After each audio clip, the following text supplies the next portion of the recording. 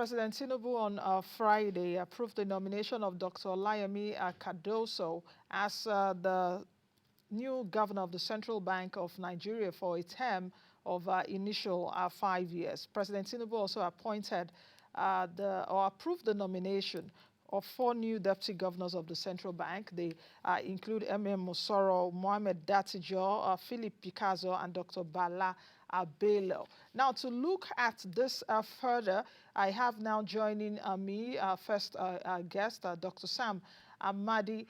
Dr. Sam Amadi, welcome to the program, and thank you for joining us. Let's quickly take a look at what has happened, at least in the last few days, concerning the appointment of a new central bank governor. Dr. Sam Amadi, are you there? Okay, I can see you now. Welcome to the program. Sure. Thank you. Now, let's start before we even move over to Cardoso or the challenges even before Cardoso. I don't know if you saw what was going around on social media yesterday, that the detained central bank governor resigned, and in August. So I would like us to take a look at the process of from, I think, in June when he was asked to go, when President Tinubu suspended him, and he's facing detention, or he's right now in detention. Let's take a look at the processes of the removal of a central bank governor vis-a-vis the CBN Act of 2007, because I've read that act a few times. I also went through it, I think, in the last 2 weeks. And for some of the things I'm seeing there, they are not really in consonance with what the president is doing. And I must also put in caveat that this we also saw during SLS days. That was Sanusi Lamido, when the former president also suspended the central bank governor. So what is your view about this? Well, thank you. I mean, let's start from the beginning. The notion of independent central bank centers around, first, the tenure of members of the Board of Governors. That's critical. And it's in line with emerging public administration process that creates independent commission, not just the central bank. I mean, the NCC, when I was in NEC, the same procedure applies. So the notion here is that market enhancing reforms have to first focus on insulating the regulator, especially of financial markets or product markets or services market, the regulator from direct or overt or covert political manipulation or determination. And so globally, the form of the central bank governance structure has been to give it more independence, and that independence finds expression in 3 things. 1, appointments and secure tenure. 2, decision making. The decision making has to be independent. The Board of Governors made as NPR or NPC or so on and so forth. So the notion here is that these individuals make decisions based on the best evidence and application of law. Many economic theories, especially of those who oppose neoliberalism, argue that the central bank is critical to economic development as such, should be harnessed basically to the developmental state, which means that those who also control fiscal policy should be able to have that kind of handshake with monetary policy makers to have aligned to the general developmental state. But I guess what we are today globally is that central bank should be independent. And the last to sign off in terms of the big economies was the British central bank, the Bank of England, which has also carried a reform to align to this notion of independence. Under Soludo, that found expression in the amendment, which gave central bank, the Board of Governors, real absolute powers to wade through the economy, to manage inflation, to attain full employment, the basic conservative notion of central banking. Now, Emefiele's case is really worrisome because first, we saw that with the former government Sanusi, and it's a cynical way of executive branch of government, the president's level, trying to reassert power. So they use the notion of suspension, indefinite suspension. I can tell you, it has no place in the logic of an independent central bank. Indefinite suspension is actually a removal. And so at that time, they found support in, I think, Section 4 of the International Act, which kind of provides a omnibus clause that says he who appoints can remove. I mean, that's a logical principle. But the essence of the CBN Act is that it has provided the only way to remove the central bank governor either is dead, he resigns, and or the president makes a statement to the Senate, who now votes to get him out to talk. And why is that necessary? Because the idea is that the president who then is determined to remove the central bank governor must have real verifiable evidence of inability to do that job, either complicity, corruption, or basically gross failure. Look at the Fed and other central banks in the world.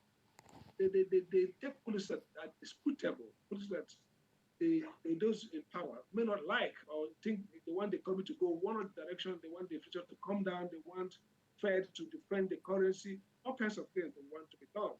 But that autonomy is given to them that they have to make decisions based on science and based on facts, based on economics, based on principles, and sometimes based on their own judgment, valuation. Okay, so the, suspending the central bank governor undermines the whole framework of isolating monetary policy and fiscal policy. Fiscal policy at the side of the executive branch of government has no restrictions. The president, through the finance ministry, can undertake all kinds of fiscal reform subject to legislative oversight. But monetary policy has now become kind of insulated. Again, if, as we're hearing, the governor of central bank has resigned since August, nobody needs any a secret or any prophetic insight to know that it's a product of manipulation. I mean, I wasn't a fan of Emefiele as governor of central bank because I wasn't a fan of Buhari's basic or aspect of the governance. I felt it was totally a disruptive kind of governance. But he can't arrest him, charge him on top of charges, go running, call him a terrorist financier. The governor of central bank, the upper regulatory bank, is charged with terror financing. So how do you think internationals will look at the fact that your governor is being alleged, even with no evidence whatsoever, to Okay. have been involved in some kind of terror financing? I think that was a terrible outcome by the DSS. And now you're not making progress. You're not charging clearly, and you're extracting some commitments, backroom. Everything about it is messy. Everything about it, portends some kind of fear about rule of law in the new government, and everything about Okay. this suggests some obvious violation of the rule of law. So I think that even if it's true that he has resigned, which may be well be so, I mean, one can argue that he is forced to resign to all that fact, and that really undermines the credibility of central banking and what Okay. really wants to be. Okay, Dr. Amadi, let me move over to the second question, dovetailing from what you said. If what we're hearing is true, that Godwin Emefiele has resigned, and he resigned as at August, the next question would be, why detain him then? If he has resigned, why detain him? Why not leave the man that his signature is on your currency now? I said this when the hula baloo around correctional services and DSS transpired in public glare.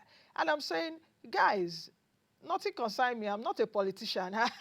I'm not out to, for all this dancing in the public naked. What I'm saying is that this president said he's pro-business, he's business savvy, he really means business. The optics outside. He's now in the US trying to cut investors. But the man signing your currency is currently in detention. And you came over the weekend to say, okay, he resigned as of August. The question is, then why keep him? His case is in court. The judge actually upheld earlier. Put this man in prison. Let him. So all those stuff, dovetailing from what you actually said, the optics and all of that. And what does it actually also portend for rule of law? The second question also is it that any government that comes into power, especially here in Nigeria, does that mean that perhaps technocrats or even people working, not just even the central bank, this we've seen, all the bots gone, FIRS, okay, the chairman has proceeded on leave and all of that. Does that mean that when there's a new government, the people managing perhaps the economy or any sector should now be agitated that there's a new sheriff in town and all of us will be asked to go?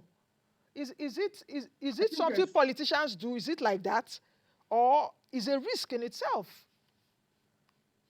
I think it's really risky. Again, it's surprising because this is a government, the same party making a transition.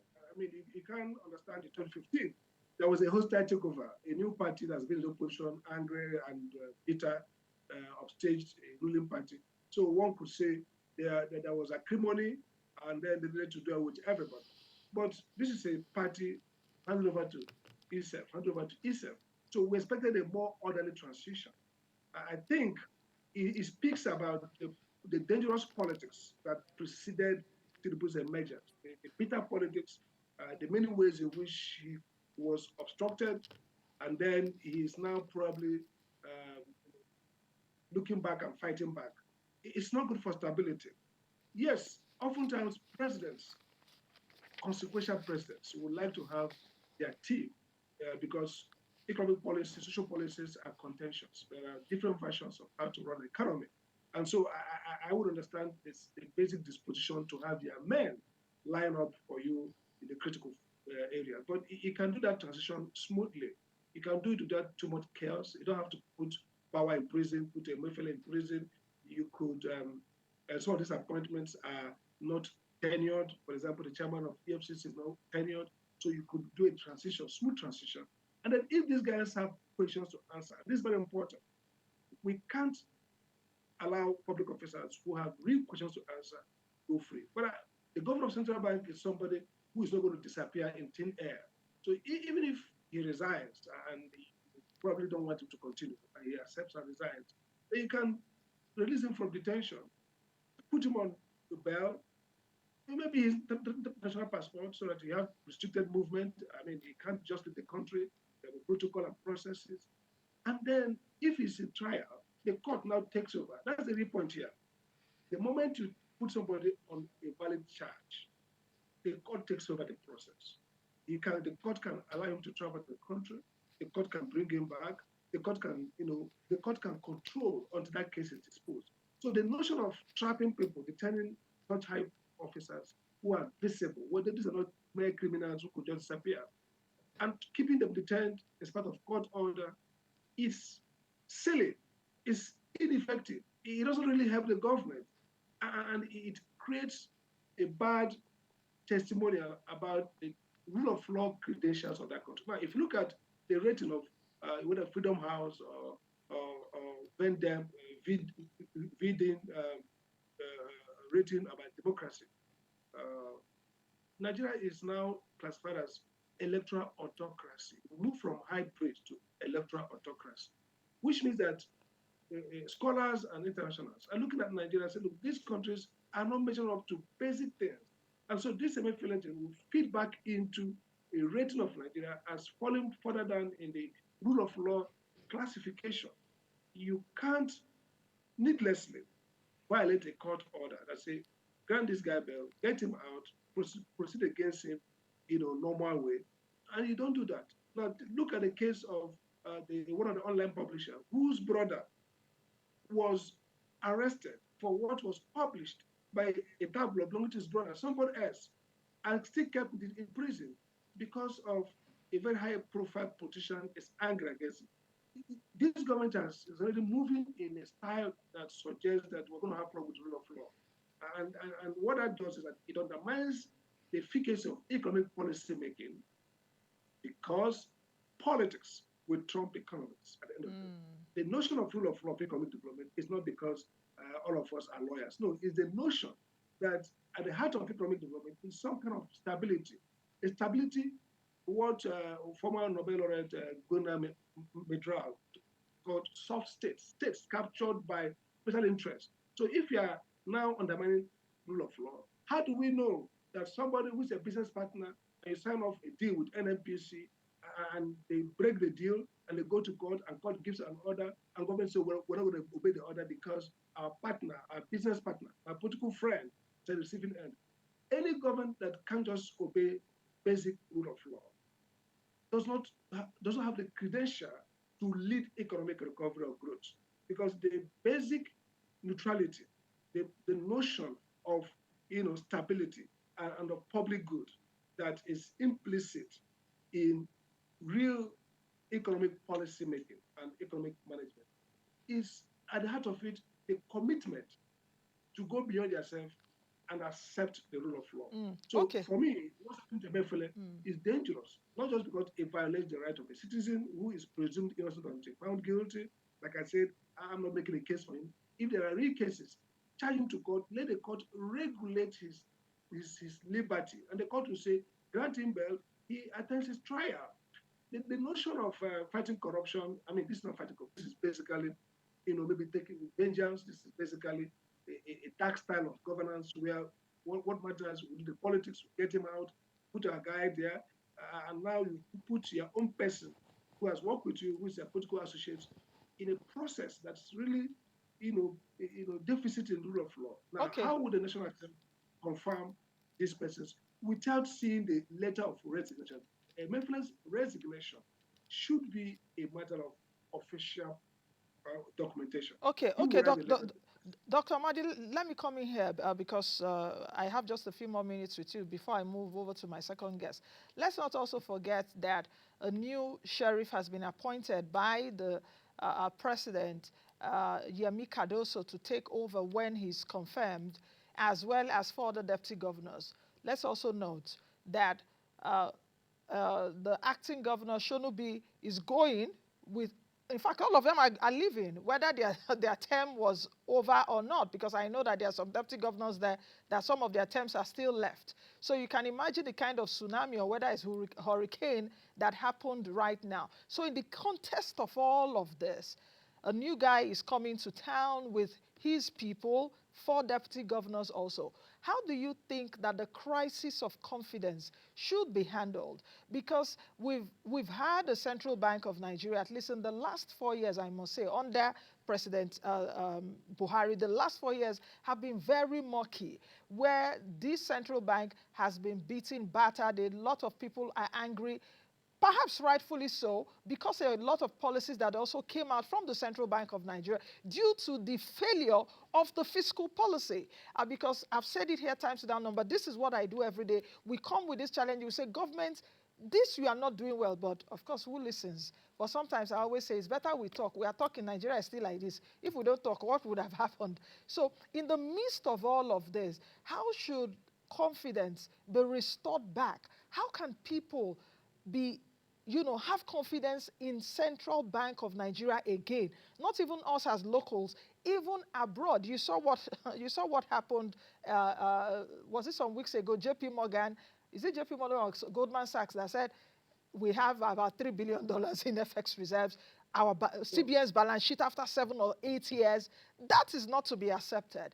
And I had the CBN also respond here. So if you take a look at it in the context of all of this, Yemi Cardoso has his work cut out for him, isn't it?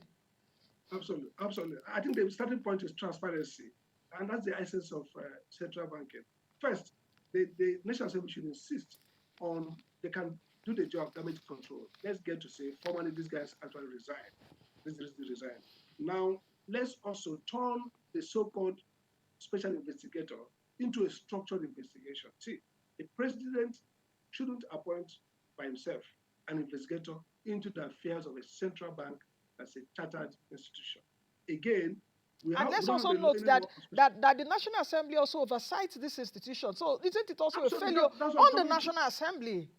I It's think a failure. this present governor of Kaduna State was the chairman of banking and whatever in Senate, Ubasani. Absolutely. So the point is, what they should do then now is to structure, if you're going to investigate the central bank, there is Auditor General's office, there are oversight, horizontal and vertical oversight institutions. The notion of one person going to still review the central bank. I mean, there's so much instability and volatility, and so much, idea about what's wrong. Is this central bank a criminal outfit? I think the National Assembly should bring order, create a process, even a law to say, okay, if there's need to investigate the central bank, this is a structured way. We need to know what is being investigated. We need to know what process is taking. We need to know who is authorizing. It can't just a black hole send somebody in, invest in the central bank, heads have fallen, rumors about arrest and detention of deputy governors, but now they're all sacked, new slate. Let's restore transparency and accountability to that process. Let's use law to govern whatever we're going to do. If the people have made mistakes in the past, there must be a transparent process of exit and prosecution. The real work now is stability. Get central bank back to be a bank that is independent of the executive. Unfortunately, we're going to have a guy who is so close to the president, that doesn't matter. It depends on how he reinforces that institution back again and make central banking based on integrity, based on science, based on facts, evidence, and not politics. It's unfair that Emefiele himself could allow himself to be used and politicize that process. But right now, what the government is doing is actually more damaging, and there's need for National Assembly to step in and bring some regularity and process in both the investigation and the onboarding of the new governors of Central. Okay, I think Dr. Amadi will leave it at that. Thank you very much. Of course, this is still an issue for me to look at on this show. Of course, like I always say, the president is giving me, uh, content every day because it seems he's more, of course, he's more economic than President Buhari. So there's content for me every day to pursue, but it's good. So thank you very much, Dr. Amadi, for joining me this morning. I've been speaking with Dr. Sam Amadi, who is the former chairman of the Nigerian Electricity Regulatory Commission, NEC, as well as a public affairs analyst.